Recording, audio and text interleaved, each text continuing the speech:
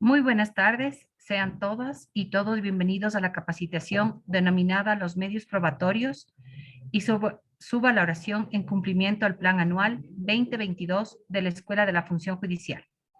Hoy, 23 de febrero, es nuestro penúltimo día de este programa de capacitación que contempla la temática La Sentencia. Como pueden identificar, todos los participantes tienen sus micrófonos silenciados y les solicitamos mantener sus cámaras encendidas. Mientras dure el proceso académico el día de hoy, tendremos la participación de la formadora, la doctora Rosario Freire, jueza de la Sala de Garantías Penales de Cotopaxi. Los participantes podrán formular sus inquietudes una vez que finalice la intervención, para lo cual deberán levantar la mano digital para habilitar sus micrófonos. Solicitamos a todos los participantes registrar su asistencia en el link que se ha habilitado para el efecto y que lo encontrarán en la sección del chat. Este será el único medio para habilitar su participación. Damos la más cordial bienvenida nuevamente. Reiteramos nuestro agradecimiento a la doctora Rosario Freire. Doctora, usted tiene la palabra. Bienvenida. Buenas tardes con todos los señores participantes. Me identifico, Rosario Freire Fierro, jueza de la Sala de lo Penal, Penal Militar, Penal Policial y Tránsito de la Corte Provincial de Justicia de Cotopaxi, actualmente presidenta de la Corte también. Muchas gracias por la participación de todos los señores jueces, fiscales, defensores, y tengo entendido que también hay señores abogados en libre ejercicio. Antes de iniciar con la temática que tenemos previsto que tratemos el día de hoy, en relación a unas preguntas que el día de ayer se quedaron sin responder, quisiera como un preámbulo de la exposición que realizó ayer el doctor Fernando Tinajero Miño. Algún señor participante preguntó que qué sucedería y si hay alguna sentencia de la Corte en donde se pronuncie cuando hay como para la prueba en un delito de violación solo el testimonio de la víctima. Entonces, he revisado la jurisprudencia y la Corte Nacional en sentencia, en resolución 1855-2018, en el juicio 17-269-2006-0034, de 16 de octubre del 2018, dice lo siguiente: delito de violación. Cuando la declaración de la víctima es la única prueba de cargo, el juzgador que la escuchó debe valorar y motivar la credibilidad que le otorga desde una triple perspectiva. Uno, que no exista incredibilidad subjetiva. Dos, debe existir una verosimilitud de lo narrado por la víctima, enlazando su testimonio con el resto del acervo probatorio que robustezcan la credibilidad del relato. Y tres, debe existir una persistencia en la incriminación, determinando que lo relevante en los dichos es que el núcleo central sea mantenido. Entonces, esta pregunta que realizaba el compañero el día de ayer, tenemos que sí puede haber casos en que la principal prueba para un delito de violación sea efectivamente el testimonio de la víctima, que como todos sabemos debe reunirse con el resto de pruebas, que estas pueden ser periféricas, pero entre lo más importante y de acuerdo a esta sentencia de la Corte Constitucional es que haya la credibilidad que dice, o sea, que la víctima se mantenga y sea persistente en la incriminación. Es decir, que a todos a quienes haya narrado, ejemplo, que haya dado un testimonio anticipado en cámara de juez, se lo rinda su testimonio en la propia audiencia, o haya rendido una versión en la fiscalía, etcétera, siempre que la víctima mantenga lo que se llama la persistencia en la incriminación. Con las otras pruebas periféricas nos van a llevar al convencimiento más allá de toda duda razonable de que la persona a quien se le esté imputando por el delito de violación sea efectivamente quien ha cometido el delito. Otro tema que también he considerado pertinente tratarlo es de que cuando la víctima sea una persona con discapacidad o con retardo, de acuerdo a lo que manifiestan los psicólogos y los psiquiatras, increíblemente este tipo de víctimas a veces pueden no tener un estrés postraumático porque no tienen conciencia del efecto de haber sido vulnerados sexualmente. Sin embargo, también explican los psiquiatras que este tipo de víctimas, ellos no son manipulables como para pretender, por ejemplo, que buscar que se cambie un testimonio o cuando con juegos lúdicos se realiza la prueba ante el psicólogo en la misma cámara de Gesell. Entonces, no es que una persona, por ejemplo, sea un niño o una niña, digamos, que tiene un retardo o algo se da a entender. No es que nadie puede influenciar. Ejemplo, dirás esto o harás este gesto. No. Esas personas, cuando rinden el testimonio o cuando se dan a entender la forma en que han sido vulneradas, nunca pueden cambiar el testimonio. Primero, independientemente, como les comento, a veces pueden no tener estrés postraumático, pero a más de eso, porque no son susceptibles de manipulación. Estos dos aspectos quería compartirles y ahora vamos a entrar al análisis de lo que, de la parte que a mí me ha tocado exponer el día de hoy. Entonces tenemos, espera un momentito, por favor. No sé si ahí puedo compartir la pantalla. No, mi doctora, todavía. No. Aplastemos compartir pantalla, por favor. Sí, eso mismo quiero. Un momentito, por favor.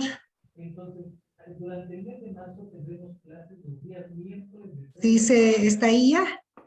No, doctora, todavía. Ya le digito el compartir pantalla. No, doctora, no se le estoy digitando, pero no se activa. A ver. Intentemos una vez más, mi doctora, por favor. Sí, no se me activa.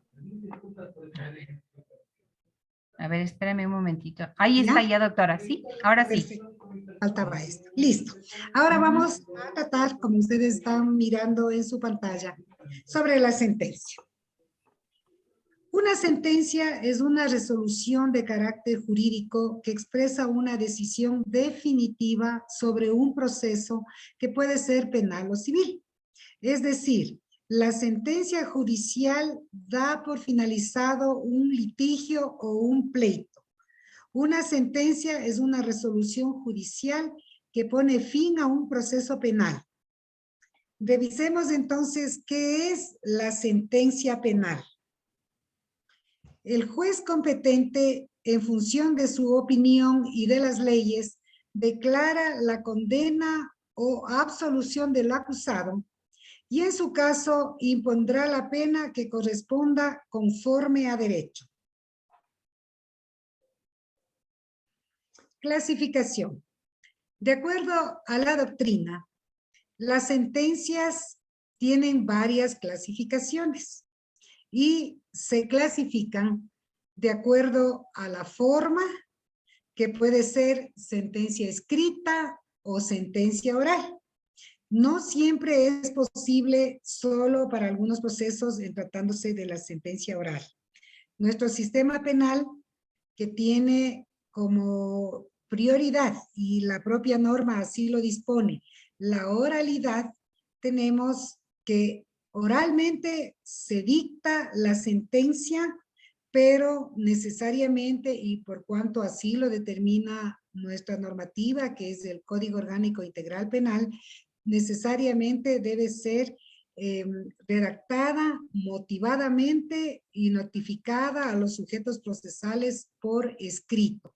Pero siempre primero necesariamente debe darse la sentencia oral. En tratándose de materia constitucional, tenemos que para primera instancia, luego de la audiencia, siempre los jueces tienen la obligación de dictar oralmente la sentencia para posteriori reducirla a escrito. No así en cuanto a la apelación. Las apelaciones en materia constitucional, háblese de acciones de protección, de habeas corpus, de acceso a la información, acción, etcétera. Todas las acciones que nos da la Ley Orgánica de Garantías Jurisdiccionales y Control Constitucional, cuando se da la segunda instancia, si bien es cierto, puede haber audiencia o puede no haber audiencia. Eso depende de cada caso, pero en el caso de la sala penal nuestra, siempre hacemos la audiencia para la segunda instancia. Sin embargo, la propia ley faculta que una vez que hagamos la audiencia oral, no se dicta la sentencia oralmente en la segunda instancia. Se lo hace dentro del término de 8 días que nos otorga la ley.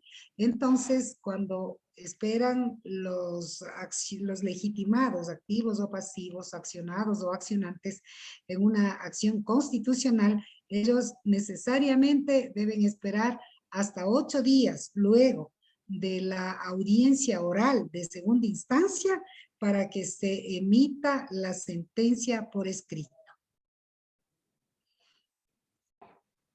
Según la posibilidad de impugnación, tenemos que la sentencia puede ser firme, es decir, que no se puede interponer ningún recurso y que no son recurribles. Y la sentencia recurrible o no firme es aquella de la que sí se puede interponer los recursos. Generalmente, y de acuerdo a la Constitución, en nuestro sistema, la mayoría de sentencias son recurribles. Casi todas tienen esta segunda instancia. En función de sus contenidos y efectos. Tenemos que, igual para la doctrina, las sentencias pueden ser condenatorias, en donde se le aplica una condena al acusado por ser el culpable. Tenemos las sentencias absolutorias, es cuando el acusado es absuelto por falta de pruebas. Es decir, podemos tener casos, y de hecho a veces así sucede, que habiéndose cometido el delito, existiendo la materialidad, al no haber logrado probar conforme a derecho de parte de fiscalía, o al no haber aportado con suficiente prueba, no queda otra alternativa a los juzgadores que declarar la inocencia, absolver a esa persona imputada o procesada, porque al no haber prueba suficiente, eso le corresponde conforme a derecho. Tenemos otro de los efectos, son las sentencias determinativas o constitutivas, que son aquellas que finalizan, crean o modifican una situación jurídica. Por ejemplo, un divorcio o en una adopción. Tenemos asimismo las sentencias que son declarativas.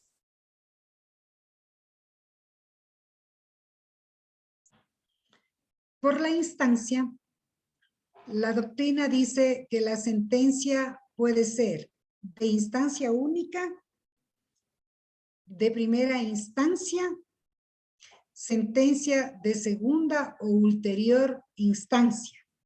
Por otro lado, existe un tipo especial de sentencia conocido como sentencia de conformidad, que se produce con anterioridad para evitar la celebración del juicio oral. En nuestro sistema, en lo que vendría a constituir una sentencia de conformidad, sería no mucho en el campo penal, excepto en lo que sea materia que permite llegar a acuerdos, o llegar a suscribir, por ejemplo, un acta, o llegar a no sentenciar mismo, pero en lo que sea materia transigible. Entonces, en materia penal, transigible es, por ejemplo, las lesiones, los delitos de acción privada, todos los que nos determina nuestro Código Orgánico Integral Penal, nos permite llegar a este tipo de sentencia de conformidad, por ejemplo, cuando se ha llegado a un acuerdo en un centro de mediación, en que no se ha celebrado ya el juicio oral, pero previamente se ha logrado resolver el conflicto entre las personas. El resto, en ningún otro tipo de que se exceptúe los delitos de acción privada, en nuestro sistema no pueden haber sentencias de conformidad cuando le corresponde a los jueces pronunciarse en derecho en tratándose de delitos de acción pública. ¿Cuáles son los requisitos exigibles en una sentencia? La estructura que debe tener una sentencia, de acuerdo a la doctrina, nos habla del encabezamiento, con los datos sobre el lugar, fecha, número de procedimiento, identificación de la parte, los abogados, etc. Debe contar con los antecedentes de hecho y hechos probados. Se explican de forma literal las peticiones de las partes que intervienen en el proceso y se expresa lo realmente ocurrido según el criterio del juez y las pruebas existentes. En los fundamentos de derecho debe ir ordenada en párrafos separados y numerados que explican los argumentos jurídicos que han motivado la resolución en favor de una de las partes. Tenemos la parte dispositiva y el fallo, que contiene la decisión o fallo del juez y se determina el futuro del acusado. Es obligatorio que la sentencia esté firmada directamente por el juez o magistrado que la haya dictado. Desde hace mucho tiempo tenemos en vigencia en nuestro sistema judicial la Ley de Comercio Electrónico. Esta ley en el artículo 14 dice: la firma electrónica tendrá igual validez y se le reconocerán los mismos efectos jurídicos que una firma manuscrita en relación con los datos consignados en documentos escritos y será admitida como prueba en juicio. Como todas las personas que estamos participando en esta reunión, hemos atravesado estos últimos años de pandemia, sabemos que gracias a este artículo 14 de la Ley de Comercio Electrónico, son plenamente válidas las firmas electrónicas que estamos registrando en todas nuestras sentencias escritas. Aún así, hay ciertos abogados que en el libre ejercicio han pretendido buscar una nulidad o algún aspecto beneficioso para su pretensión con el argumento de que la sentencia no ha sido firmada, con firma manuscrita del juez. Pero esta ley nos protege, nos ampara a fin de determinar la plena validez de las sentencias que de esta manera se firman. El artículo 621 del Código Orgánico Integral Penal nos dice: luego de haber pronunciado su decisión en forma oral, el tribunal reducirá a escrito la sentencia, la que deberá incluir una motivación completa y suficiente, tanto en lo relacionado con la responsabilidad penal como con la determinación de la pena y la reparación integral a la víctima, o la desestimación de estos aspectos. El artículo 622 del Código Orgánico Integral Penal taxativamente nos dispone y nos dice lo que ya les acabé de decir: luego de haber pronunciado su decisión en forma oral, el tribunal reducirá escrito la sentencia. Y en este artículo 622, dentro de los requisitos, es decir, taxativamente nos dispone el Código Orgánico Integral Penal la forma en que deberá ir redactada la sentencia, su estructura, su orden. Primero, la mención del tribunal, el lugar, la fecha y hora en que se dicta. el nombre y el apellido de la o el sentenciado y los demás datos que sirvan para identificarlo. 2, la relación precisa y circunstanciada del hecho punible y de los actos de la o el sentenciado que el tribunal considera probados en relación a las pruebas practicadas. 3, las consideraciones por las cuales se dé por probada o no la materialidad de la infracción y la responsabilidad de los procesados, así como las pruebas de descargo o de atenuación de la responsabilidad. 4, la parte resolutiva con mención de las disposiciones legales aplicadas. 5, la determinación individual de la participación de la o las personas juzgadas en relación con las pruebas practicadas y la pena por imponerse de ser el caso. La condena a reparar integralmente los daños ocasionados por la infracción con la determinación del monto económico que pagará la persona sentenciada a la víctima y demás mecanismos necesarios para la reparación integral, con determinación de las pruebas que hayan servido para la cuantificación de los perjuicios cuando corresponda. 7. Cuando se determine la responsabilidad penal de la persona jurídica, la o el juzgador deberá verificar los daños a los terceros para poder imponer la pena. 8. Las costas y el comiso o la restitución de bienes o el producto de su enajenación, valores o rendimientos que hayan generado a las personas que les corresponde. 9. La orden de destruir las muestras de las sustancias por delitos de producción o tráfico ilícito de sustancias catalogadas sujetas a fiscalización. 10. La suspensión condicional de la pena y señalamiento del plazo dentro del cual se pagará la multa cuando corresponda. Y 11. La firma de las o los juzgadores que conforman el tribunal. Dentro del ejercicio práctico de lo que significa, en el caso mío, como integrante de una sala de lo penal de corte provincial, nos hemos encontrado frente a varias dificultades que a posteriori han ocasionado que la sala se vea obligada a declarar nulidades. ¿Por qué?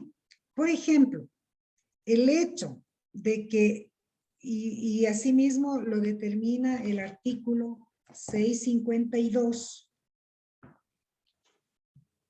El artículo 652, numeral 10.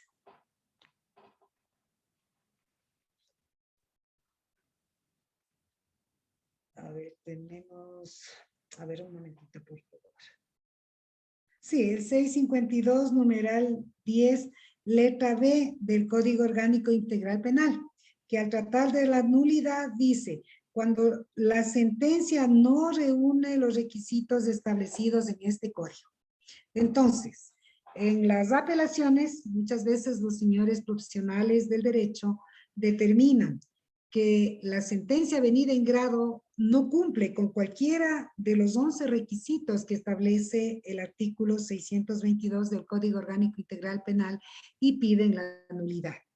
Hemos tenido casos en que se ha declarado la nulidad, por ejemplo, el numeral 2. Si la norma nos dice la relación precisa y circunstanciada del hecho punible y de los actos de la o el sentenciado que el tribunal considera aprobados en relación a las pruebas practicadas. ¿Qué quiere decir esto?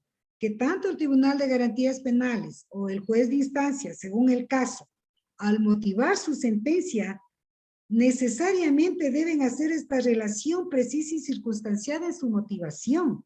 Tienen que especificar los hechos, determinar la participación. Y si no lo hacen de esa manera, por ejemplo, nos hemos topado con sentencias que solo mencionan en forma vaga o ligera, indicando que se ha cometido tal delito y la prueba, ejemplo, que hemos tenido casos, dicen, de acuerdo al testimonio que rindió Juan Pérez y María Rodríguez. pero no nos están redactando cuando corresponde transcribir qué dijeron cada testigo, qué dijo cada perito. Necesariamente esa tiene que ser parte de la sentencia. Así aparentemente resulte muy extensa o muy cansada la lectura, etcétera, pero tiene que cumplirse con este numeral 2. Otro problema que a veces hemos encontrado en cuanto al numeral 5. La norma expresa y taxativamente ¿qué nos dice? Determinación individual de la participación de las personas juzgadas. Ha habido casos en que dicen, ejemplo, digamos que estamos hablando de delincuencia organizada o que en un delito simultáneamente participaron 3 personas. Y cuando la sentencia nos dice, ejemplo, Juan Pérez, Darío López y Mario Vieira participaron en la violación a Juana Urquizo. Pero la norma, ¿qué nos dice? Determinación individual. ¿Y por qué es necesario cumplir con este numeral 5 del artículo 622 del COIP?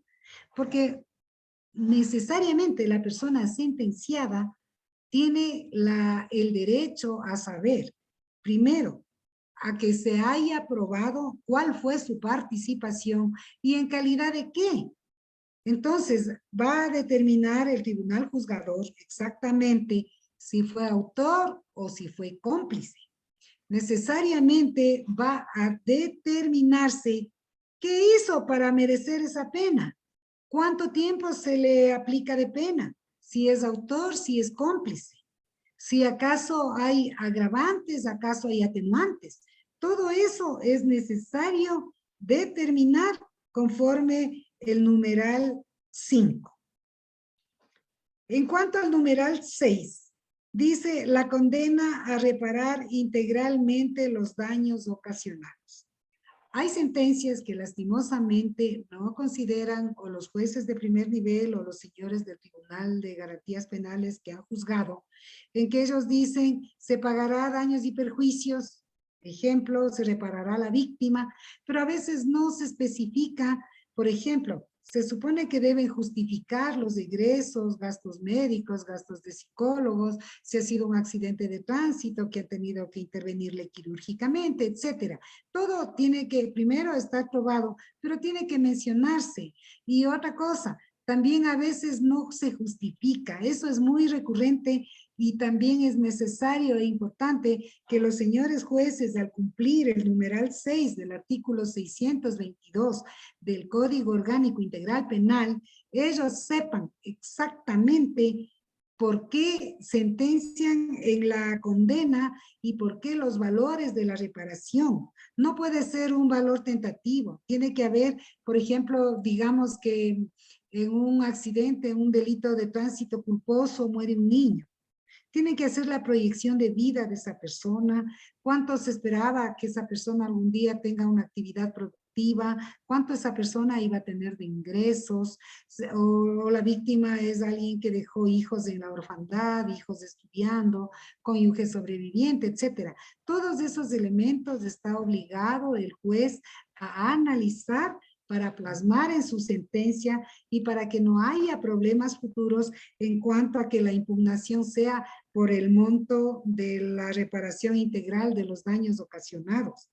Necesariamente el juez debe sustentarse en los peritajes y más o menos con base a esto, y por ejemplo, cuando han pagado daños, dígase un accidente de tránsito, debe haber las facturas, los justificativos para decir la reparación integral asciende a este monto, pero el juez tiene la obligación de justificar, y si no justifica, estaría faltando a los elementos de la sentencia que a posteriori podría acarrear la nulidad.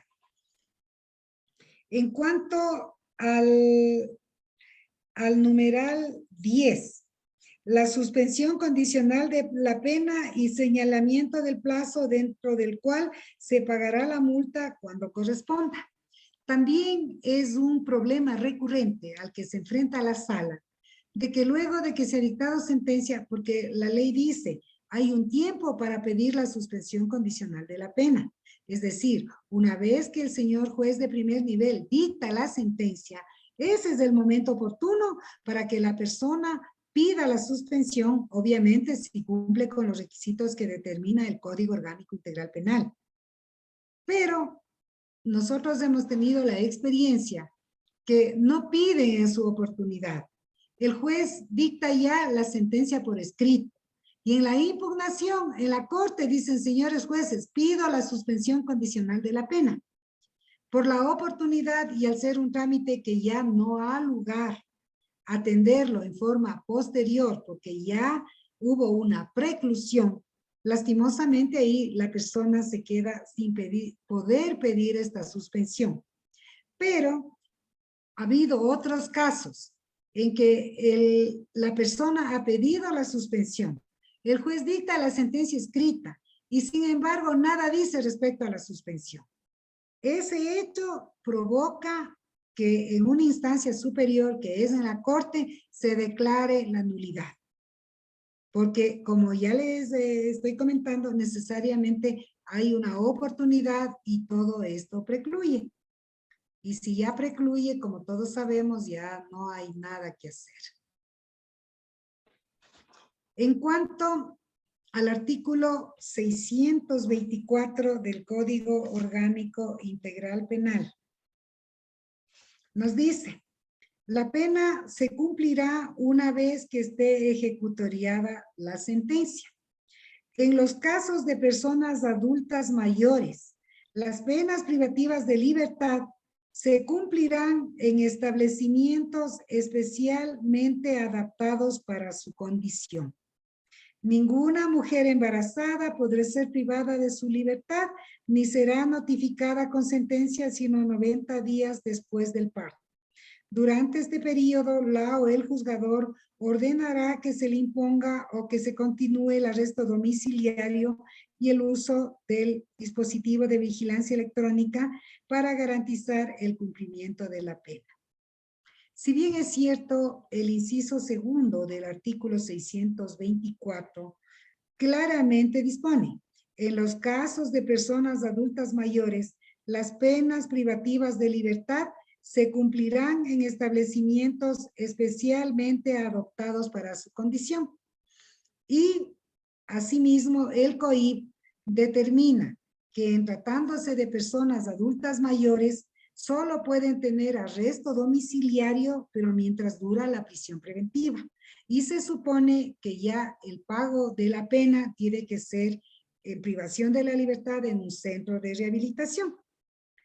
En nuestro país, hasta el día de hoy, el Estado no ha provisto de establecimientos especialmente adaptados para la condición tratándose de adultos mayores.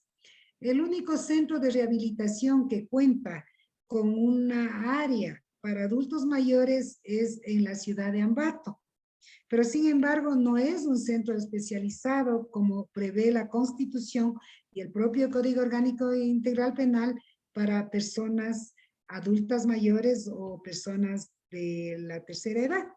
Sin embargo, en el 22 de septiembre del 2021, la Corte Constitucional en sentencia 1494-15 EP 2021, al tratar sobre el régimen especial para el cumplimiento de penas de adultos mayores, ha dicho en el numeral 49, la Corte Constitucional en su sentencia 1212 CEP-CC señaló que para proteger el derecho de las personas adultas mayores, el cumplimiento de una condena debe realizarse en lugares que presten las mejores condiciones para evitar su mayor deterioro dentro de nuestro sistema carcelario, que en general presta condiciones precarias.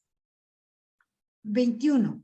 Además, dictaminó que se debe aplicar medidas alternativas y sustitutivas a la privación de libertad hasta que el Estado cuente con casas o centros de prisión que garanticen los derechos de los adultos mayores como grupo de atención prioritaria en los términos establecidos por la Constitución y tratados internacionales de derechos humanos.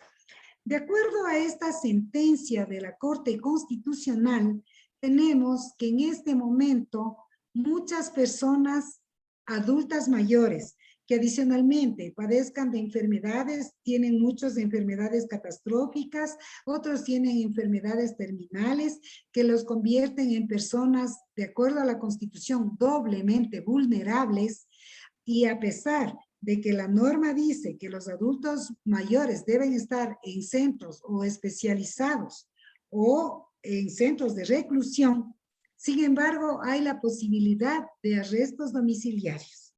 En nuestra propia sala, hace 2 meses, por ejemplo, ya fue el primer caso en que aplicamos esta sentencia de la Corte Constitucional, porque el señor se trataba de una persona privada de la libertad, un adulto mayor, bordeaba ya los 75 años de edad y el señor tenía enfermedades catastróficas como la diabetes. Entonces, en aplicación de esta sentencia, nuestra sala dispuso ya que el resto de la pena que impuso el juez para este ciudadano sea pagada en arresto domiciliario.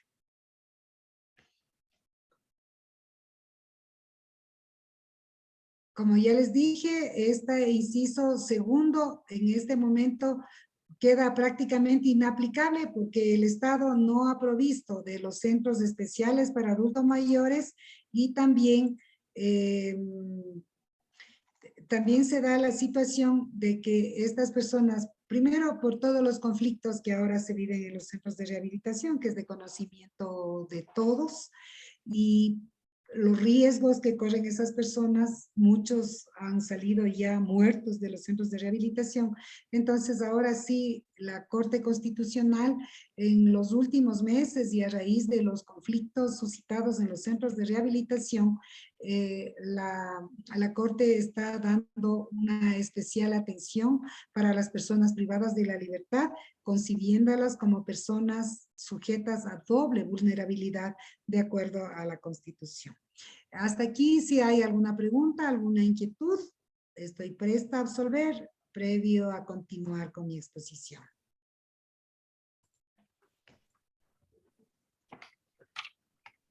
Doctora, la persona Pilar Araujo. Pilar, tenga la gentileza de alzar la mano para activarle el micrófono para que usted haga la pregunta, por favor. Con mucho gusto.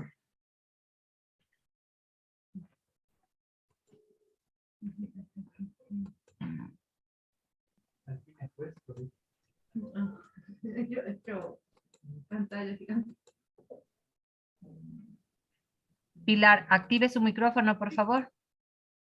Le escucho. Pilar, active su micrófono. Estoy activándole el micrófono. Usted también tiene ya, que en este Ahí momento está. valió. Gracias, en este momento valió. Adelante, Muy por bien. favor.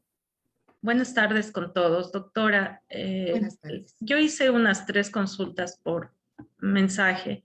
Bueno, la una de ellas es ¿por qué debe ir la sentencia redactada en párrafos?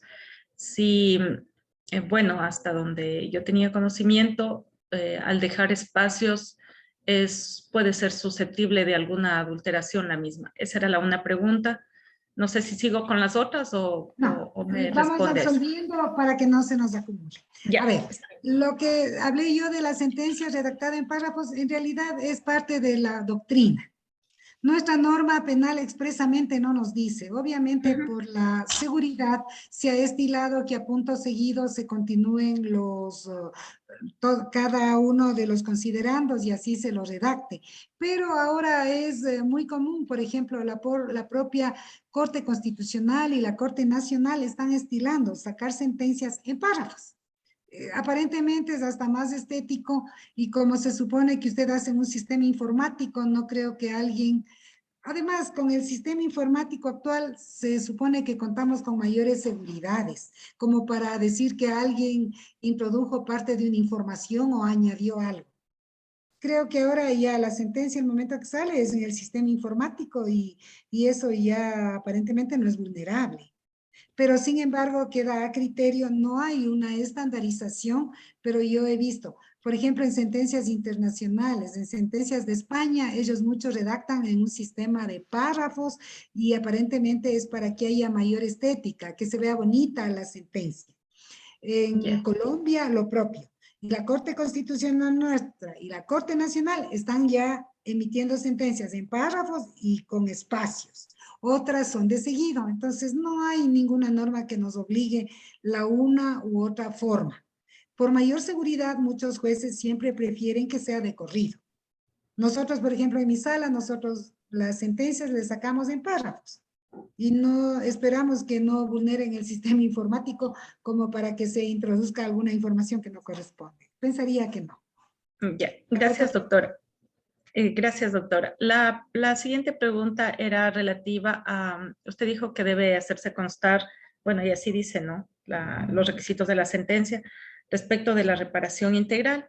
Pero, Sí. ¿qué sucede? Yo preguntaba si es obligación de las partes hasta presentar prueba para aquello. Y si no justifican, era la pregunta. Porque Lo, si no sí. justifican, no tengo prueba alguna para establecer un monto. Por ello es la pregunta. Si no hacen, ¿qué sucede? Ya.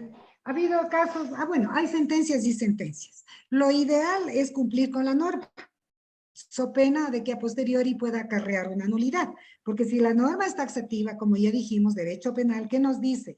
La condena a reparar integralmente los daños ocasionados por la infracción, con la determinación del monto económico que pagará la persona sentenciada a la víctima y demás mecanismos necesarios para la reparación integral, con determinación de las pruebas que hayan servido para la cuantificación de los perjuicios cuando corresponda. Ejemplo, digamos que hubo un accidente de tránsito No, y el carro sí, no la... en el accidente de tránsito como que fuera un poco más fácil, ¿no? Pero si por los estamos hablando de un peritajes. delito, si estamos hablando, por ejemplo, de un delito de violación, de una muerte, claro, se podría analizar el lucro cesante y bueno, y todo aquello, pero también hay una pronunciamientos de la Corte que la reparación integral no es ni para enriquecer ni para empobrecer a la persona. Entonces, Exactamente. bajo ese principio, al menos A, personalmente a como eso, a tribunal, eso iba. A ujú, ver, primero digamos que se trata de un delito contra la vida. Partamos de que una vida no tiene precio. Pero lastimosamente nuestro sistema económico y el propio sistema social, ¿a qué nos conduce a los juzgadores? Cuando usted le hace una proyección de vida, ejemplo, Juanito Pérez, es que él era un próspero empresario que generaba una utilidad neta de $100,000 al año porque era un exportador de flores. Y logran probar contablemente que efectivamente este señor tenía esos altos ingresos y era un gran gerente. El juez sí tiene la obligación de considerar ese hecho, pero si por lo contrario, digamos, el señor, no estoy peyorizando ni discriminando, pero los jueces en base a pruebas, y le dice, y el señor Aníbal Puente, el señor trabajaba como minador, sus ingresos no alcanzaban a un salario mínimo, tenía 80 años de edad y su proyección de vida era 10 años más, por decirle algo así. Entonces ahí corresponde a los jueces todos estos elementos, determinar y establecer un valor. Ahora, no siempre hay prueba documentada como para establecer un valor y decir es por esto, pero también muchos jueces en base, si bien es cierto ahora hablamos de pruebas plenas, pero también el juez sí queda pendiente y la posibilidad de tener lo que es la sana crítica. Entonces ahí sí puede un juez valorar y decir, a ver, este señor Benito Puente, 8 hijos, los niños se quedan en la orfandad, tienen una edad de 1 a 10 años, están en edad escolar, La cónyuge sobreviviente es una señora ama de casa que no genera economía porque ella solo trabaja en su hogar. Con todos esos conceptos, sí hay pues, que también establecer un monto. No sería el preciso, pero sí se suelen establecer montos. No sé si... No, sí, sí, en definitiva, bueno, sí Sí. se establecen montos, pero cuando no hay prueba, obviamente no se sabe de dónde partir. Sin embargo, cumpliendo con esta disposición constitucional, sí se establece un monto, pero teniendo en cuenta, como usted dijo, pues la vida no tiene precio, o si se habla de la indemnidad o integridad sexual, pues tampoco tiene precio. Así es. Gracias, doctora. Y la última pregunta era respecto de la suspensión condicional de la pena.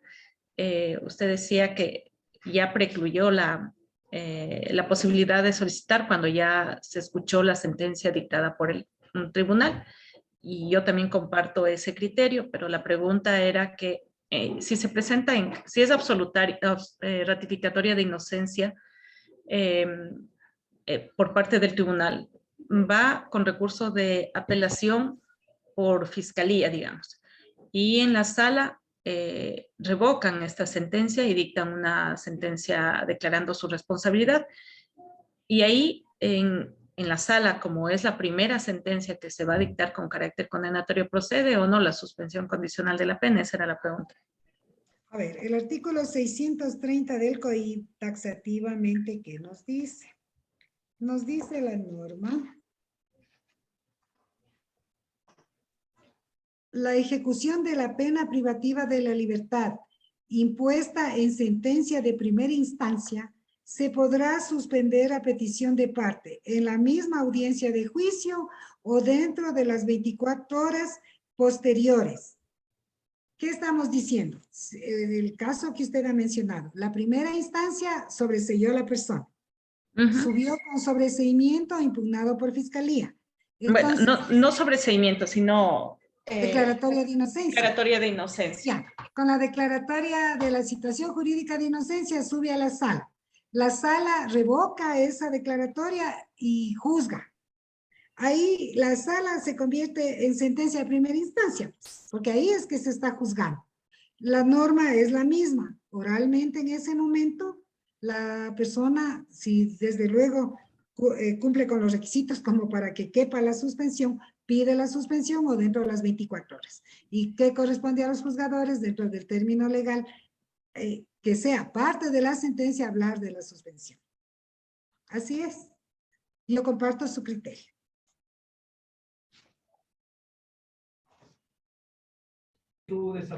Gracias, doctora. Vamos a dar paso a JC Pérez. Por favor, tenga la gentileza de activar su micrófono.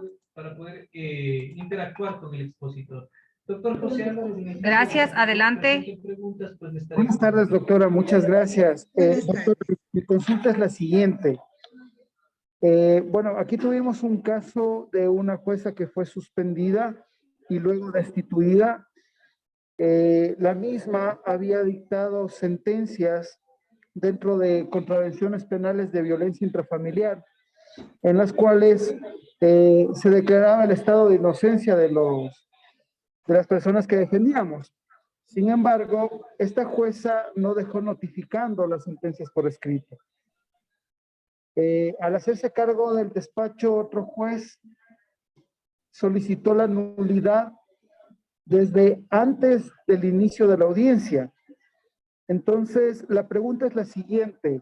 Si bien es cierto, hay una resolución de la Corte Nacional de Justicia en la cual manifiesta que la sentencia obligadamente debe estar comunicada por escrito para causar el efecto deseado. Sin embargo, la vulneración de derechos, porque en una de esas sentencias, ya tratadas por otra juez que ya era titular del despacho, se declaró la culpabilidad de uno de los defendidos. Entonces, doctora, quisiera que usted nos aclare un poco si esto constitucionalmente no constituye una violación a los derechos del procesado, al debido proceso, a la garantía del proceso y a las demás leyes. A ver, si bien es cierto, la obligación jurídica del juez que ya oralmente dictó la sentencia es reducirla a escrito, pero si en este caso primero a la señora jueza le suspendieron y después le destituyeron, pensaría yo que más violatorio del derecho podría ser el hecho de que un nuevo juez, y primero, no creo que algún juez nuevo que sea designado vaya a querer firmar una sentencia que él no la pasó oralmente. Entonces la propia Corte Constitucional, tengo entendido ya, y la Corte Nacional también tiene una resolución al respecto. Cuando no han firmado, ¿qué pasa si solo hay la resolución oral? Tengo entendido que un poco es que tienen que volver a hacer la audiencia. Y no sé hasta qué punto se puede hablar de vulneración de derechos, en este caso como usted dice, al señor procesado, porque más bien, o sea, a quien le toque nuevamente juzgar tiene que hacerlo integralmente. No podemos dividir que una persona sea la que pasó la audiencia oral y otra persona la que va a hacer la sentencia escrita, porque no creo que haya ningún juez que esté dispuesto a decir, bueno, aquí hay un acta, aquí hay una resolución oral y yo hago por escrito y yo firmo. Nadie va a hacer eso, porque es asumir una competencia y una responsabilidad que no le correspondería. Ese es mi punto de vista. Gracias, doctora. Gracias, doctora. Vamos a dar paso a Cecilia Ramírez. Por favor, Cecilia, tenga la gentileza de activar su micrófono. Le escucho, doctora. Adelante, Cecilia, gracias. Muy buenas tardes, gracias por la palabra. Buenas tardes, doctora. Una consulta. En una audiencia preparatoria a juicio con acusación fiscal se dicta el sobreseimiento. La pregunta concreta es, ¿desde cuándo corre el término para presentar la apelación? ¿Desde el momento de la resolución oral en audiencia o desde el momento que es reducido a escrito el sobreseimiento? A ver, exactamente la Corte Constitucional, y esto ha producido, no sé si ustedes conocieron de un tema emblemático que tuvimos que resolver en esta semana sobre la interposición de los recursos. La Corte Constitucional en sentencia 006-16-2016 CN de 31 de agosto del 2016 dice textualmente: los autos definitivos tienen que ser apelados en la misma audiencia oral o hasta 3 días después de dictado el auto oralmente. Y las sentencias escritas pueden ser apeladas hasta 3 días después de la notificación por escrito. Con esta sentencia de la Corte Constitucional, tengo entendido yo que a nivel nacional, porque esta data del año 2016, de agosto del 2016, todos los autos definitivos, si no se apelaron dentro de la propia audiencia oral o hasta 3 días de la audiencia oral, independientemente de la resolución por escrito, si no se apeló en los 3 días, se queda ya sin oportunidad de presentar la apelación. Muchas gracias, doctora. Con mucho gusto. Doctora, sigamos con su ponencia, por favor. Gracias. Bueno, ahora vamos en cuanto a los votos. Estamos hablando de las sentencias. El artículo 625 del Código Orgánico Integral Penal nos dispone: toda sentencia se dictará con el voto concordante de al menos 2 juzgadores. Ahí estamos hablando cuando son tribunales, ¿no?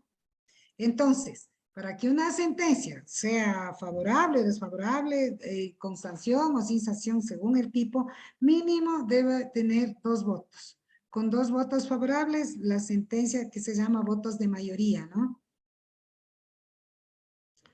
Tenemos los tipos de votos según el Código Orgánico de la Función Judicial que ya vamos a revisar y según la doctrina. Tenemos el voto unánime, que es aquel en que coinciden en la resolución todos los integrantes del tribunal. Tenemos el voto de mayoría, que con 2 votos las salas resuelven lo que sea su resolución con los 2 votos. Y el voto salvado, cuando el juez argumenta el porqué de su oposición a la decisión de la mayoría y la deja sentada sin influenciar en el contenido del fallo.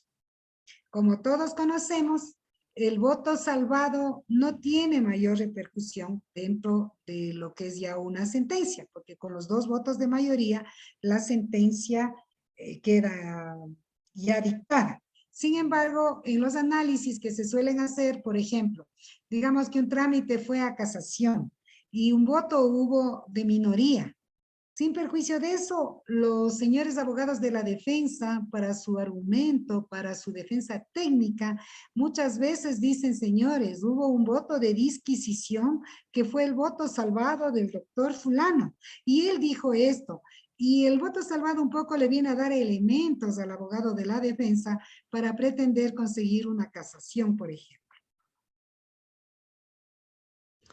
El Código Orgánico de la Función Judicial, para aterrizar en lo que es norma nuestra, en el artículo 203 dispone, en cuanto al voto concurrente, dice mayoría requerida para que haya resolución. Para que haya resolución de la sala se necesita mayoría absoluta de votos.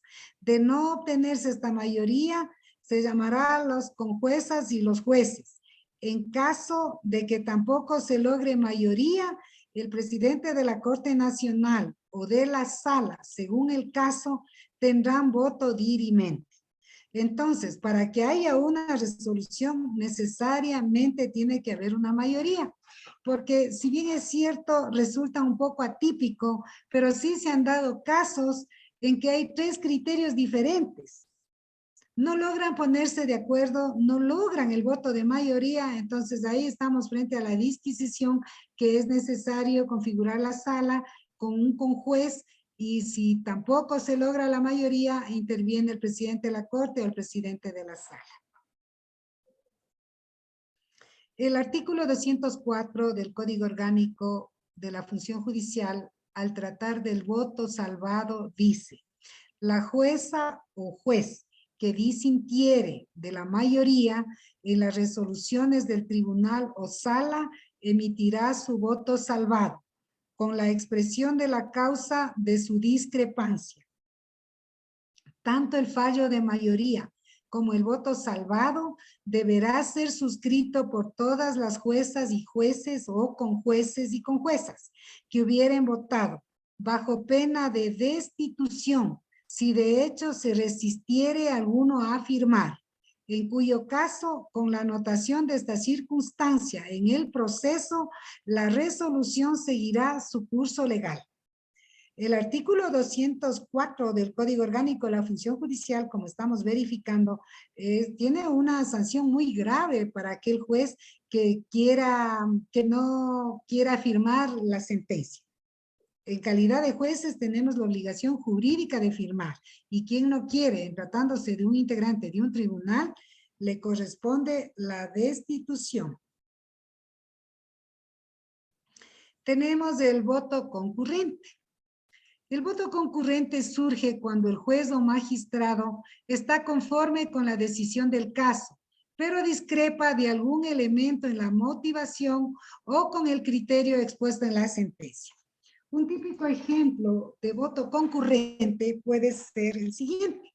Digamos que estamos hablando de la reparación integral a la víctima.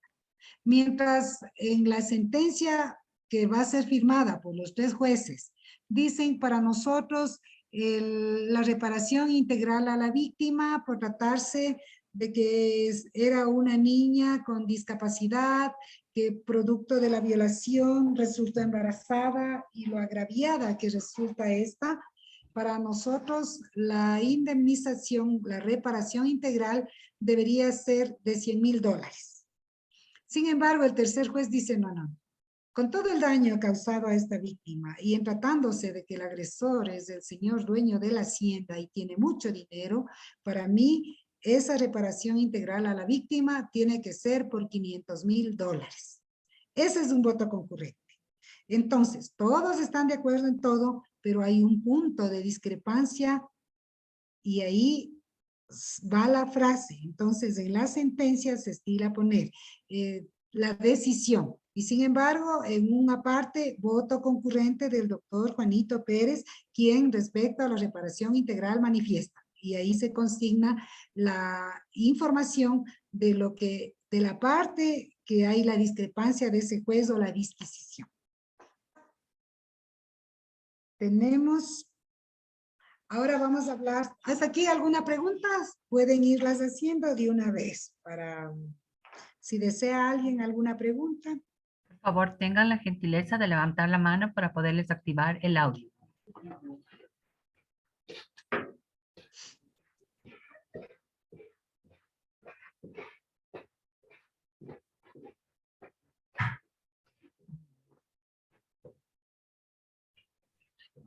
No, mi doctora, sigamos, por favor. Perfecto. Gracias. Bueno, como para que se dicte una sentencia, necesariamente tiene que existir, y como conocen los compañeros, lo que se llama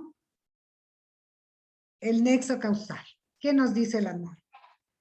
La prueba y los elementos de prueba deberán tener un nexo causal entre la infracción y la persona procesada. El fundamento tendrá que basarse en hechos reales introducidos o que puedan ser introducidos a través de un medio de prueba y nunca en presunciones. Tratándose del nexo causal, por ejemplo, cuando se tramitan causas de violencia intrafamiliar, recurrentemente nos encontramos ante un problema y un limitante. Existe la materialidad indudable, el médico legal determina que la señora tiene más de 3 días de discapacidad, de incapacidad física para el trabajo, se hizo, el médico acude, el médico legista, que sin ser del equipo de BIG, por ejemplo, el médico legista acude a la audiencia y dice, sí, la señora tiene esta discapacidad. Pero dentro del proceso, oh sorpresa, la víctima, como hemos hablado anteriormente, al estar dentro del círculo de la violencia, luego de ser agredida, si bien es cierto de primera mano, le dijo al señor policía que acudió a su auxilio, Juanito Pérez, que es mi esposo, me acaba de golpear. El señor policía que acude a la audiencia de juicio dice, sí, la señora me dijo que el esposo le pegó. El médico legista dice, la señora me indicó que los golpes, las laceraciones fueron productos del objeto contundente con que el esposo le golpeó. Aparentemente hay prueba periférica, pero si no podemos llegar a lo que es establecer la responsabilidad, lastimosamente no estamos en condiciones de dictar una sentencia condenatoria. Para todo tipo de delito, necesariamente, primero obviamente debe haber la materialidad, pero también debe establecerse quién o quiénes son los responsables. Y a la inversa, a veces puede aparentemente haber el responsable. Ejemplo, Juan Pérez le mató a María, pero sucede que María está viva. Y dice, pero ¿cómo? Si hay un responsable ¿de qué? Entonces, para eso es necesario establecer lo que dice nuestro Código Orgánico Integral Penal respecto al nexo causal. Es decir, necesariamente tiene que probarse dentro del juicio tanto la materialidad de la infracción cuanto la responsabilidad. Ahora, ya hemos hablado todo lo que es la sentencia. En este momento vamos a tratar sobre la resolución. Se conoce como resolución al fallo, sí, doctora.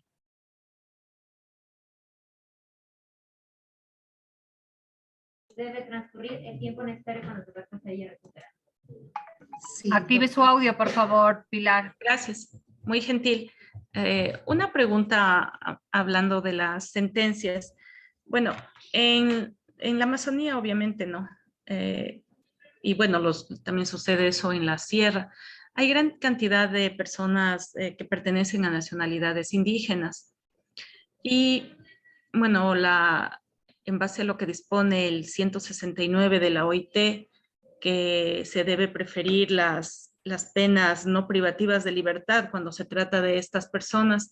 Me gustaría mucho si usted nos puede orientar un poco al respecto, porque, bueno, acá obviamente hemos dictado sentencias con pena privativa de libertad, pero también que se tenga en cuenta su condición de pertenecer a una nacionalidad y que, bueno, para ello el juez de garantías penitenciarias sea el encargado, pues, en coordinación con el curaca o el presidente de la comunidad, hacer saber cuándo son esas mingas y demás actividades propias culturales de ellos para que participen en las mismas mientras cumple la pena.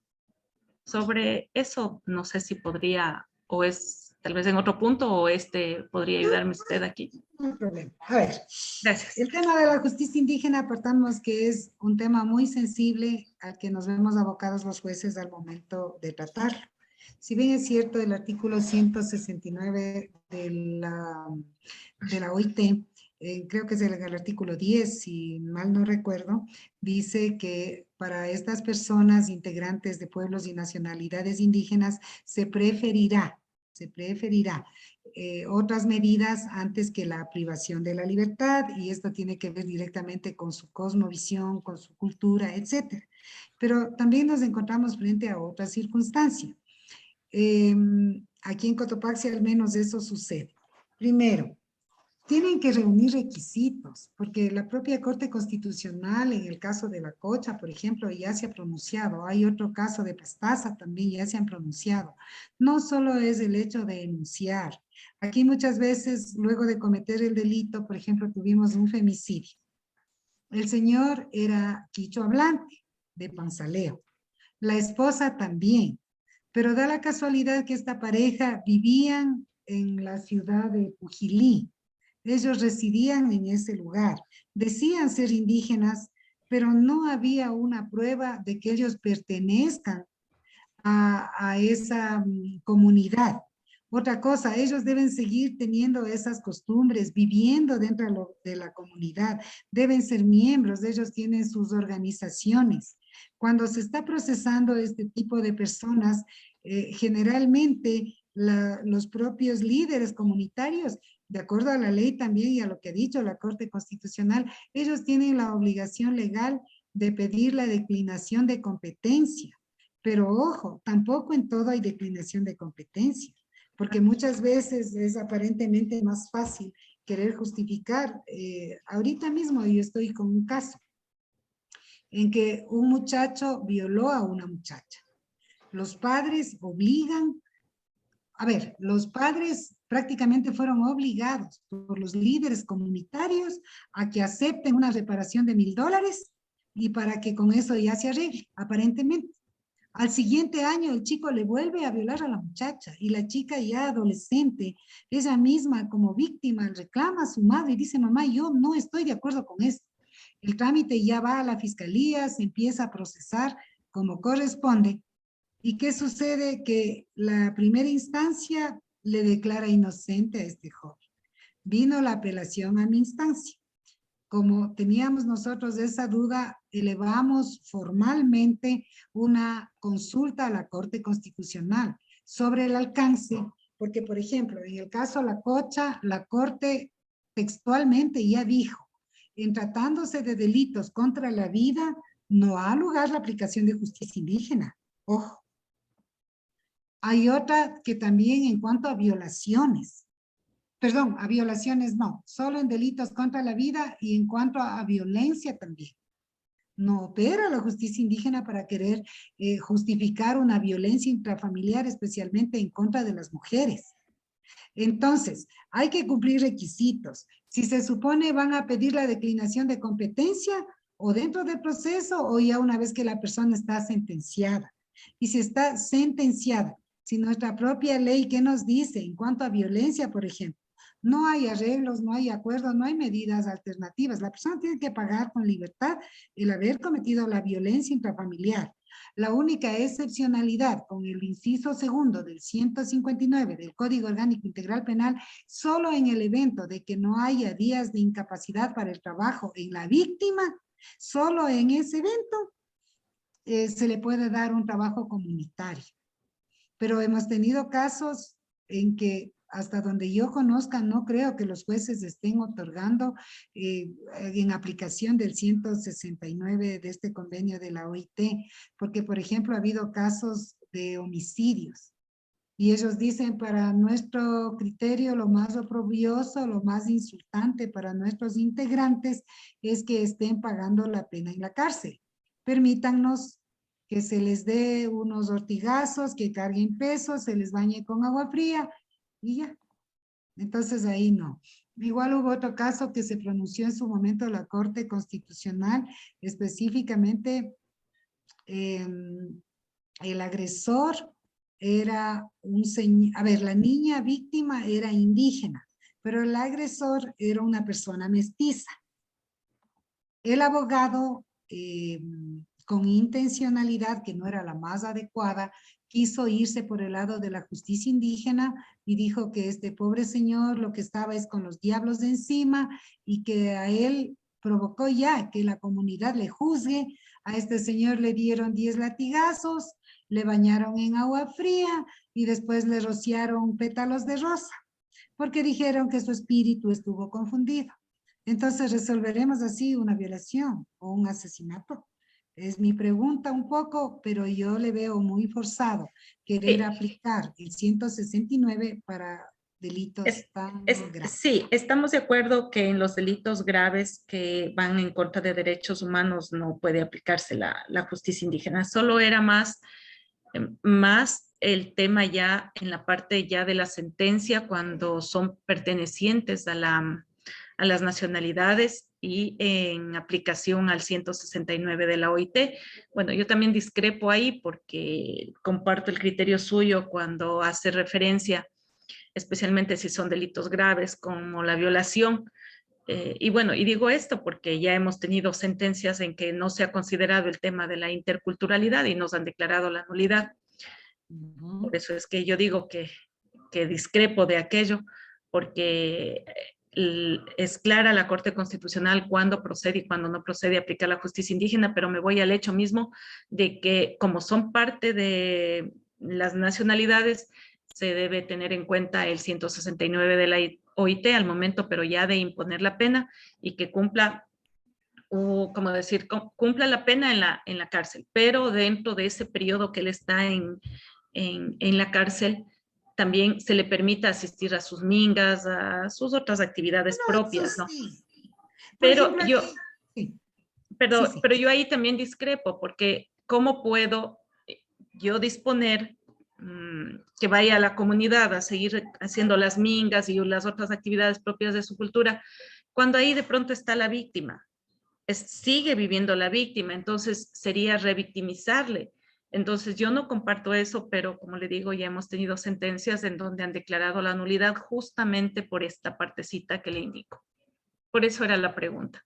Pero la nulidad por no haber aplicado el 169. Por no haber tenido en cuenta que es una persona de la nacionalidad indígena y aplicar a más de la pena privativa de libertad, darle la posibilidad de que siga, no pierda, pues, no se desconecte totalmente de su modo de vida, digámoslo así.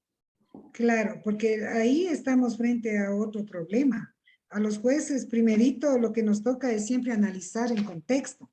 Entonces, supóngase que estemos hablando de una persona que la víctima está dentro al interno de esa comunidad. Al juez le corresponde necesariamente motivar y justificar el por qué no le aplica el 169 y por qué no le da esa otra posibilidad de pago de pena con trabajo comunitario, porque usted va a decir, yo tengo que ponderar los derechos de la víctima. La víctima es víctima, pues sea indígena, sea afrodescendiente, sea lo que sea. Ya, doctora, yo le agradezco. Porque aquí también necesariamente, si bien es cierto, tenemos estos 169, pero el artículo 60, inciso segundo, después del numeral 13, al tratar de las penas no privativas de libertad, verá, la o el juzgador podrá imponer una o más de estas sanciones. Estamos hablando de las penas no privativas, entre esas es, por ejemplo, obligación de prestar un servicio comunitario. Pero la norma, ¿qué nos dice? Sin perjuicio de las penas previstas en cada tipo penal. Tenemos norma taxativa. O sea, usted sí puede, adicionalmente, ejemplo, el señor que pague la pena, porque la norma así lo dice, pero también tiene opción a penas no privativas de la libertad. El artículo 60, la o el juzgador podrá imponer una o más de estas sanciones, de las alternativas, sin perjuicio de las penas previstas en cada tipo penal. Entonces, a veces muy hábilmente los señores abogados en defensa dicen, no, es que el señor es de una comunidad. Pero ojo, hay otro problema. No siempre solo es el hecho de decir yo soy de tal comunidad. También suelen tener las organizaciones que efectivamente dicen, sí, esa persona, pero usted cómo justifica ejemplo. El señor vive, por decirle, 20 años en Quito, vive 20 años en Tena, y le sacan un certificado, no dice es que él es miembro de la comunidad. Esas personas ya no están ni muy relacionadas, de pronto sus ancestros, sus costumbres sí tienen, pero ya no tienen esa convivencia, ni cumplen con los requisitos porque hay norma expresa, que es vivir en la comunidad, tener el idioma, tener las costumbres, ser de la misma comunidad. O a veces son de una comunidad la víctima, de otro el agresor, y dice, es que yo me acojo al 169. No hay tal, porque hay requisitos que cumplir y que generalmente no cumplen. Ahora, si cumplen mismo, digamos que se trata, no sé, pero al menos desde mi criterio, violaciones, asesinatos, violencia intrafamiliar y otro tipo de delitos, yo le veo bien difícil. Ahora, en otras obviamente se puede, y siendo materia transigible, diga usted que sea de delitos de acción Y privada. disculpe, doctora, en el tema de delitos de incumplimiento de decisiones legítimas de autoridad competente, porque ahí el bien jurídico protegido es la administración la eficiente administración de justicia, No es la pero víctima. digamos, no es ella es la víctima, el Estado es la Ese es víctima. un problema terrible y lastimosamente, a ver, yo ahí pensaría que a veces la propia ciudadanía tiene falta de información. Es muy penoso. Ejemplo, no es suficiente que el juez en la sentencia escrita mencione que dentro de las prohibiciones se han dictado medidas de protección en contra de la víctima en tratándose de violencia, por ejemplo. Dentro de las prohibiciones, no acercarse a la víctima, verá, señor, usted tiene una boleta, usted no le puede volver a agredir, tiene orden de alejamiento. En el círculo de la violencia se hacen las paces la pareja y vuelven a vivir felices y en paz. De entrada, el señor ya está incumpliendo. Se da el primer conflicto, llama a la policía, llega la policía, dice él, aquí tengo la boleta. Entonces ahí yo sí sería de la idea, a veces a través de los señores defensores públicos que mucho actúan en esto de violencia, darles más información también a los procesados. Muchos procesados entran siendo, o sea, además de haber sido ya procesados en delitos o contravenciones por violencia intrafamiliar, después pasan a ser sentenciados ya por el delito que es el incumplimiento. Y lo grave dice, yo ni sabía. Entonces, ¿qué corresponde también a los abogados de libre ejercicio y a los propios jueces? A veces darnos un tiempo de hablar con las personas. Señor fulanito, usted ya no puede acercarse. Usted ya no puede agredirle. Usted, hay una boleta en favor de la víctima. Indicarle. Y otra cosa, la gente por falta de información, nosotros recurrentemente estamos con estos ya delitos por incumplimiento y dice, pero ¿cómo? Y muchos procesados dicen, yo ni he sabido. Ella misma quiso volver a hacer vida, dice, ahora ahí estamos. Entonces, ¿qué es lo que tienen que hacer? Acudir donde los señores jueces de violencia o quienes sean los jueces competentes, informar y pedir, señor juez, por favor, deje insubsistente esa medida. Si bien es cierto, antes hubo el conflicto, ahora ya estamos mejor, yo ya volví a la casa, obviamente es bueno dejar la boleta, pero ya no, pues la orden de alejamiento. Después vuelven a convivir y de entrada ya incumplen. Es muy recurrente y penoso. Y ahí sí, hay mujeres, yo he visto, hasta piden perdón y que por Dios, ¿cómo le llevan preso al marido? Porque por el incumplimiento, o sea, lo que se originó en una contravención que por ahí le tocó sus 15 días, si acaso, o 30, póngase los días que sea, y de pronto de 1 a 3 años por el incumplimiento, eso es más penoso, muy penoso. Sí, doctora. Sí, doctora. Estamos de acuerdo, gracias. Doctor Romulito de mi jurisdicción de Cotopaxi, señor juez de violencia, le escucho.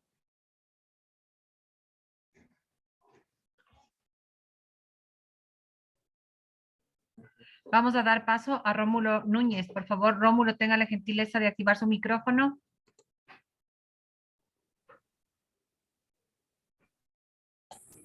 Gracias, muy amable. Buenas tardes, estimada doctora. Tiene un eco, Rómulo, por favor, mire si es que el celular está cerca o algo no se escucha bien. En agua se le pone el celular. Ahí se calla. Ahí, doctor. Sí, siga, por favor. Ya, muchas gracias, doctora. Muy gentil, gracias por la exposición. En verdad, lo que tiene que ver con la justicia indígena es un caso muy complicado que se da aquí en Latacunga, ¿no? Por la misma característica de la población que existe aquí, que es en su mayor proporcionalidad, pues, indígena. Y en realidad está claro, y como la doctora ha dado a conocer, pues, no se puede justificar la justicia a través de la justicia indígena y dejar sin que se haya solucionado jurídicamente dentro de esta competencia, pues, los hechos o casos de violencia intrafamiliar o de violación. Porque ya como lo han mencionado también, pues la Corte Constitucional ha dado a conocer que estos casos que atentan a la vida específicamente no pueden ser solucionados a través de la justicia indígena. Eso está claro. Y la violencia doméstica es un atentado a la vida, es una vulneración de derechos constitucionales, de derechos humanos, y eso es un atentado a la vida. Entonces, estará claro que efectivamente esos casos no pueden ser aceptados ni aplicar lo que determina el artículo 169 bajo esas normas. De igual manera también, pues, la aplicación de lo que mencionaba el artículo 60 también del Código Orgánico Integral Penal es que, a más de la pena privativa de la libertad, en el caso de, puede ser de una contravención con lesiones, o de la pena establecida, puede aplicarse otras medidas no privativas de la libertad, pero no se puede dejar de aplicar la pena que se determina, porque inclusive, como bien lo desvería la doctora Charito, el artículo 13 del Código Orgánico Integral Penal es claro, no se puede interpretar el tipo penal ni la pena. Esto significa que no podemos cambiar la pena. Y ahí también una pequeña aclaración, pues la doctora Rosarito pues indicaba del artículo 159, el inciso segundo.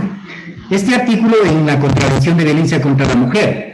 El artículo dice, la persona que agreda físicamente a la mujer o miembros del núcleo familiar por medio de puntapiés, bofetadas, empujones o cualquier otro modo que signifique el uso de la fuerza física sin causar lesión, será sancionado con pena privativa de la libertad o trabajo comunitario.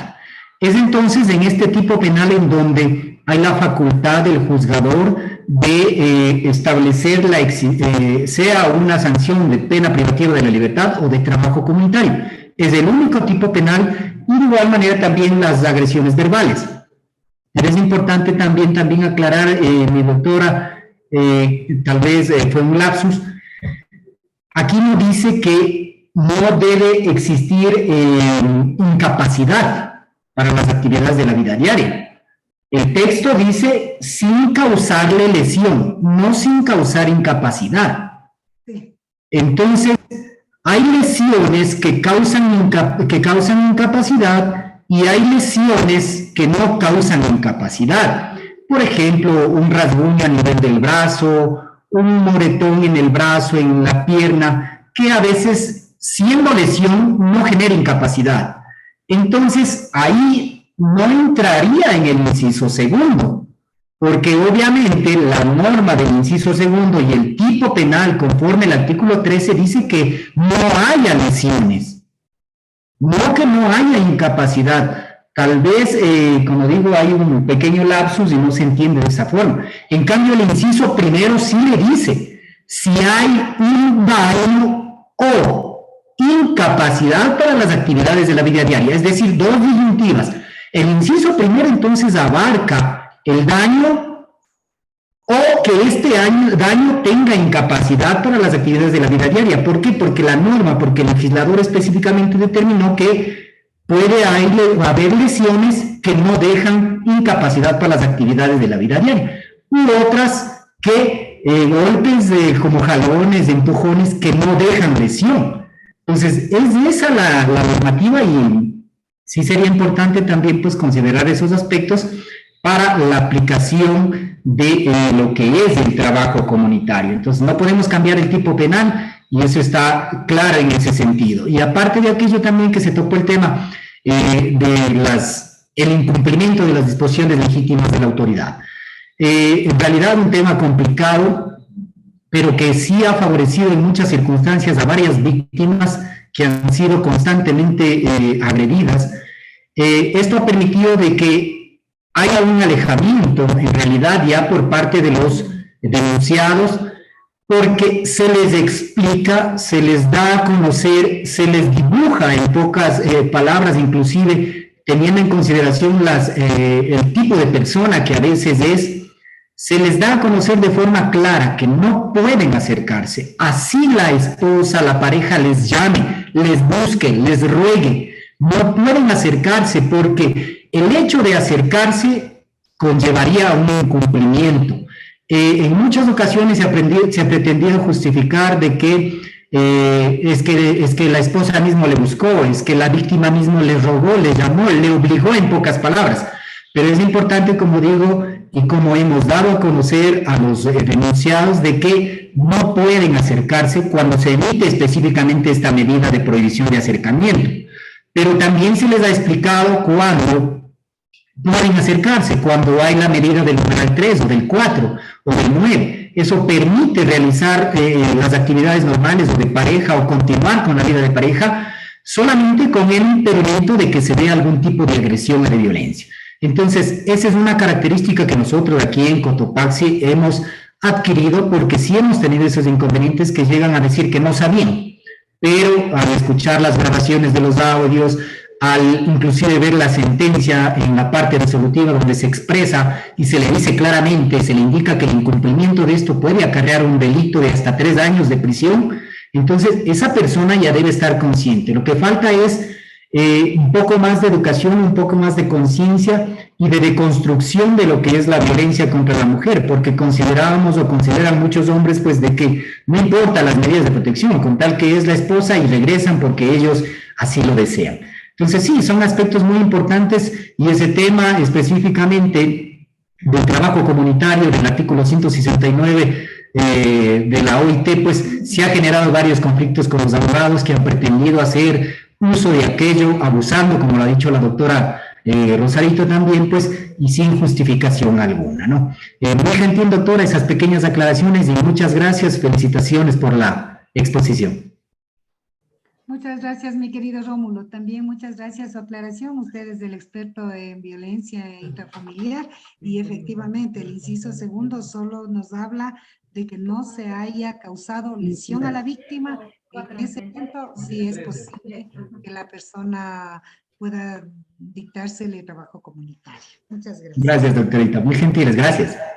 Gracias, Rómulo. Sigamos, doctora, por favor, con su ponencia. Listo. Bueno, la última parte del material que yo he preparado para tratar de compartir con los compañeros es respecto a la resolución. Y tenemos que para la doctrina, la resolución al fallo es la decisión o el decreto que es emitido por una autoridad judicial. Por su parte, es lo que está vinculado a la aplicación de las leyes y al desarrollo de juicio. Entonces aquí, si bien es cierto, tiene relación directa con las leyes y con el juicio, pero como ya revisamos antes, mientras la sentencia pone fin a un conflicto o fin a un juicio, la resolución puede ser, es un fallo, es una decisión que se puede ir dando dentro del proceso. Puede haber resoluciones antes de que haya una sentencia, por ejemplo. Hasta aquí el material que yo he preparado el día de hoy. Estoy presta si alguien tiene alguna otra pregunta. Caso contrario, les agradezco mucho su participación. Por favor, tengan la gentileza de levantar las manos si es que tienen alguna inquietud para activarles el audio. Mi doctora, dejemos de compartir pantalla, por favor. Sí, eso mismo estoy queriendo hacer. Y ahí sí, ¿cómo salgo? A ver, vamos a ver. Ya, creo que está ahí bien ya.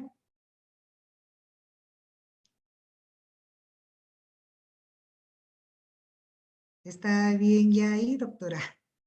Vamos a dar paso, por favor, cuando nosotros iniciamos este video, les pedimos a todos los participantes que pongan sus nombres. Tengo levantada la mano a una persona que dice Galaxy. Si tiene la gentileza de poner su nombre, por favor, para poderle activar el audio.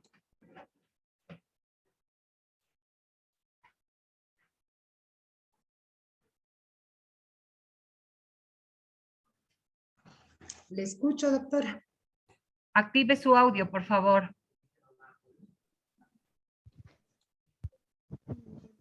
Disculpas. ¿Con quién no, tenemos el gusto? Soy María Esperanza Taco Pachacama, soy defensora pública. Adelante.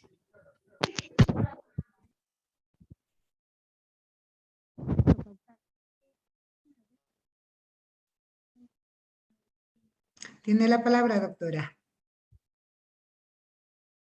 Adelante, doctora. No se le escucha nada, por favor.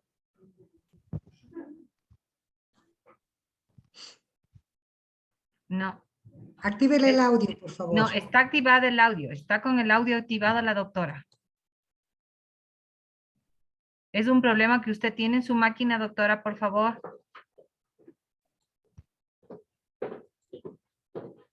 No se le escucha nada, doctora. Hasta que solventemos ese problema, vamos a dar el paso a Cruz Gaibor. Cruz Gaibor, tenga la gentileza de activar su audio, por favor.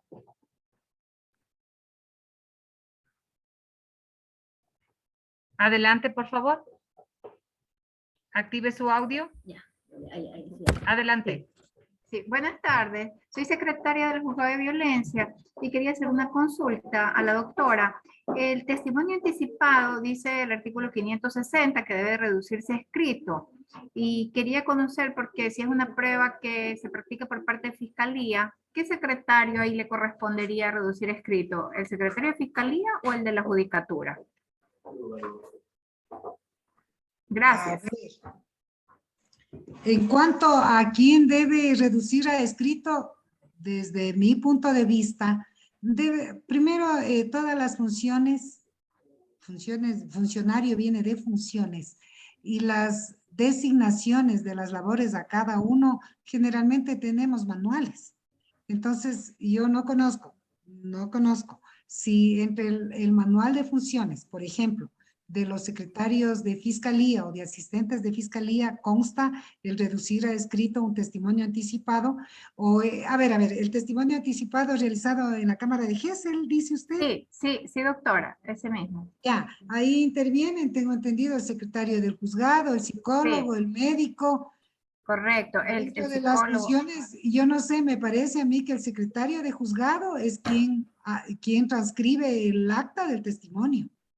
Ya. Y tenemos Gracias, simultáneamente la grabación, tenemos el audio del testimonio y paralelamente también por escrito, porque generalmente ya dentro del proceso mismo sí se lee el texto del testimonio. Y cuando hay dudas en cuanto a la originalidad o al alcance de la transcripción, o a veces hay muchos errores, ahí corresponde escuchar el audio y tener más certeza. Pero entiendo que es el secretario del juzgado. Gracias, doctor. Gracias.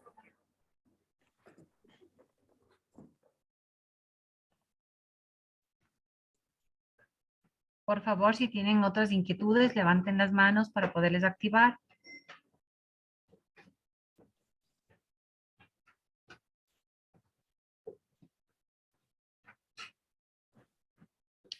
Doctora, tenemos una pregunta de Jairo Bermeo que dice así. ¿El testimonio anticipado es una recreación del juicio? ¿El responsable es el secretario del juzgado? ¿Esa es una pregunta o una afirmación, por favor? No, mi doctora, me pone aquí en el chat el señor. Entonces, no sé si es que él lo hace como pregunta o Jairo, por favor, tiene la gentileza de levantar la mano para darle Es una afirmación. Vamos a poner para los... Ah, es una afirmación. Sí, tengo entendido yo, porque si hablamos que para el testimonio anticipado, que es en la Cámara de Gesell, comparece el juez, el secretario, el perito, el psicólogo, el médico, etcétera. Yo entiendo, es responsabilidad del secretario reducir a escrito lo que haya dicho la víctima en su testimonio. Es el secretario el responsable porque después es parte de todo el proceso. Y además son pruebas de las más importantes.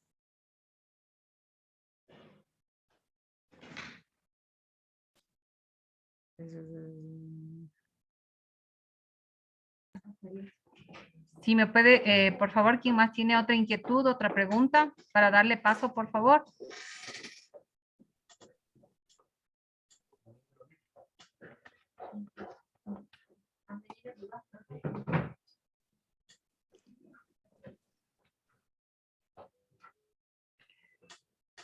La doctora María Taco dice lo siguiente. Quiero preguntar si el examen médico legal es de una menor de 15 años, ¿tiene validez si su representante legal no autorizó?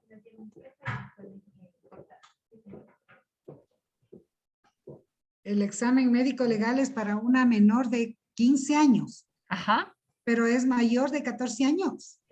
Solo me pone así mi doctora. Quiero preguntar si el examen médico legal es de una menor de 15 años, ¿tiene validez si su representante legal no autorizó? A ver, con la última sentencia de la Corte Constitucional respecto a la posibilidad de que un menor de edad, mayor de 14 años, pueda decidir sobre su sexualidad, sobre su tendencia, sobre sus gustos, sobre su inclinación, etcétera, entendería yo que si la persona es mayor de 14 años, podría incluso ya autodefinir si esa persona quiere que se le haga ese examen. Ya, para mi criterio, ahí ya no necesitaría mucho la autorización del papá o de la mamá, porque ya la propia Corte Constitucional está determinando, o sea, está dando ya esa autodeterminación, mayor de 14 años y menor de 18. Entonces, en los 15, de pronto, sin que el padre autorice o la madre, esa persona puede pedir ese reconocimiento médico legal. Muchas gracias, doctora, su contestación. Mientras el doctor...